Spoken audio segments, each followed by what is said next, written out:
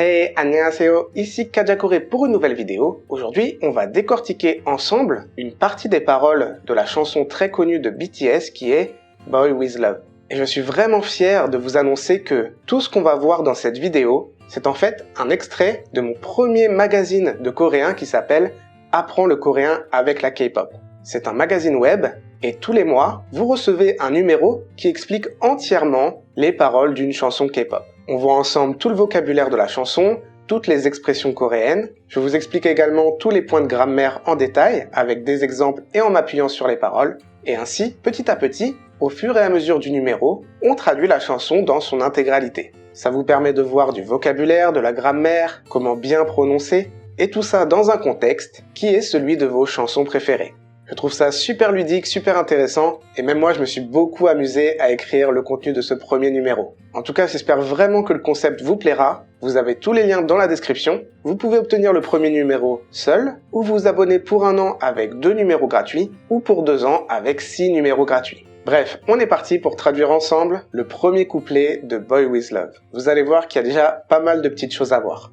Donc la chanson démarre par 모든 게 궁금해, how's your day? Oh, tell me.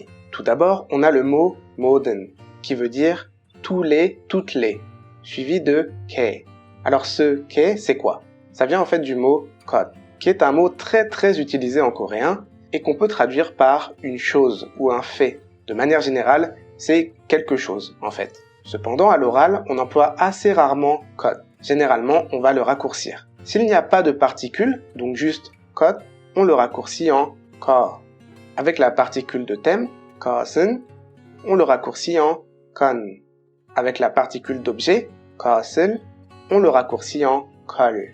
Et avec la particule de sujet, 것이, on le raccourcit en 게, qui est le 게 de la chanson. Donc, 모든 게, tout simplement, toutes les choses. Et comme on a 게, qui est le raccourci de 것이, toutes les choses, c'est le sujet du verbe qui est 궁금해. Alors, 궁금하다, c'est un adjectif qu'on utilise quand on est curieux de quelque chose. Quand on dit « je suis curieux de » ou « je me demande si », ce genre d'expression. Quand on est curieux de quelque chose, d'un nom, on utilise généralement la particule de sujet « i » ou « ga » et on dit le nom « i, ga, 궁금하다 » qu'on conjugue comme on souhaite. Avec un verbe, on verra ça juste après, vous allez voir. Du coup ici, 모든 게 궁금해, c'est conjugué au présent au style courant, je suis curieux de toutes les choses. Ou un peu plus naturellement en français, je suis curieux de tout. On passe rapidement sur l'anglais, how's your day, comment se passe ta journée, oh tell me, oh dis-moi. Puis, 뭐가 널 행복하게 하는지. 뭐, c'est pour dire quoi ou que. Puis, 가, la particule de sujet. 널, c'est la contraction de 너를, donc 너, tu, et la particule d'objet. Et ensuite, on a le groupe 행복하게 하는지, sur lequel on va un peu s'attarder. On met le 는지 de côté pour le moment et on va se concentrer sur la forme 행복하게 하다. Et de manière générale, la forme en 게 하다. Alors, 게 하다, c'est une structure causative, c'est-à-dire qu'elle indique que l'on agit de manière à ce qu'une autre action se produise. On est la cause de cette action. C'est pour ça que je dis structure causative. Elle est très simple à utiliser, on prend le radical du verbe et on ajoute 게 하다, il n'y a aucune exception. Et cette structure, elle nous sert à exprimer 2 idées. La première, c'est de pousser quelqu'un à réaliser quelque chose, car on agit de sorte qu'une action, faite par l'autre personne, se réalise. Et la seconde, c'est de laisser quelqu'un faire quelque chose, car on agit en quelque sorte en ne faisant rien, on fait exprès de ne rien faire, on laisse faire, de sorte que la situation se produise. Quelques exemples, 먹다, manger, 먹게 하다, faire en sorte qu'une personne mange, en le forçant à manger par exemple, ou en ne faisant rien et en le laissant manger du coup.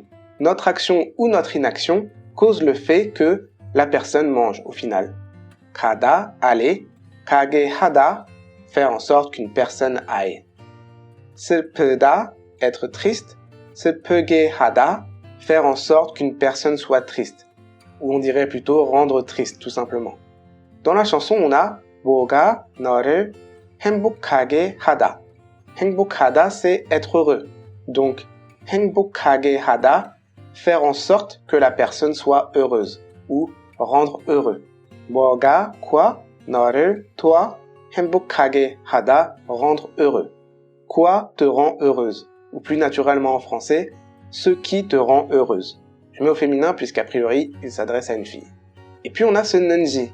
뭐가 널 행복하게 하는지. Eh bien en fait, ce 는지, il répond à l'adjectif 궁금하다 que l'on a vu avant. Car c'est comme ça que l'on va exprimer le fait d'être curieux d'une action. Avant, on l'a vu avec un nom, maintenant on va le voir avec un verbe.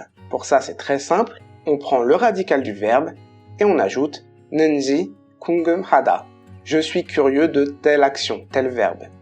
Si on enlève les parties en anglais, ça donne 모든 게 궁금해, je suis curieux de tout. 뭐가 널 행복하게 하는지, en supposant qu'il y a un 궁금해 derrière aussi, je suis curieux de ce qui te rend heureuse. Ok, la suite. Your every picture, 내 머리맡에 두고 싶어. 내, c'est mon, ma. 머리맡, c'est littéralement le chevet, donc la zone du lit qui est proche de l'oreiller en fait. On utilise assez peu le mot chevet, à part pour dire une table de chevet ou qu'on est au chevet de quelqu'un, mais à la base, le chevet, c'est juste la partie du lit où on pose la tête. Du coup, je préfère traduire 내 머리맡 par près de mon oreiller, plutôt que mon chevet. Ensuite, on a et, la particule de lieu, puis 두고 싶어, 두다, c'est mettre, poser. Avec 고 싶어, 고 싶다, c'est vouloir, 두고 싶어, je veux poser.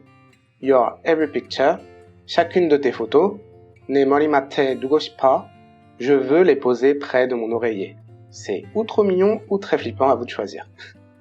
Come be my teacher, 네 모든 걸 다 가르쳐줘, you're one, you're two. Alors déjà, vous avez peut-être remarqué que le né, je l'ai dit ni. Et en fait, en coréen, on a un problème. On a mon ma qui se dit ne, on l'a vu tout à l'heure, et ton ta qui se dit ne, avec l'autre e. J'ai fait une vidéo il n'y a pas longtemps où je vous ai expliqué qu'à l'oral, on ne peut pas différencier les deux. Et du coup, pour pallier ça, les Coréens prononcent ton ta, ni, au lieu de ne. Ça évite les ambiguïtés. Modern girl, on l'a vu tout à l'heure, c'est modern, tous les, toutes les, et girl, la contraction de 것을. Donc toutes les choses avec la particule d'objet. Ta, tout, donc toutes les choses, tout, on insiste vraiment sur le fait que c'est tout, absolument tout. 가르쳐줘, on va un peu s'attarder là-dessus. Dans ma dernière vidéo sur le vocabulaire de base en coréen, je vous expliquais qu'il n'y a pas de mot qu'on peut traduire par s'il te plaît, s'il vous plaît en coréen. À la place, il faut utiliser une structure verbale, et c'est ce qu'on va voir là. Pour demander à quelqu'un de faire quelque chose, ou de manière générale pour dire que l'on fait quelque chose pour quelqu'un, alors on utilise la structure suivante. On a notre action, notre verbe, que l'on conjugue au présent au style courant, toujours, puis on ajoute 주다. Par exemple, 요리하다, cuisiner, 요리해주다, cuisiner pour quelqu'un. 읽다, lire, 읽어주다, lire pour quelqu'un. 닫다, fermer, 닫아주다, fermer pour quelqu'un.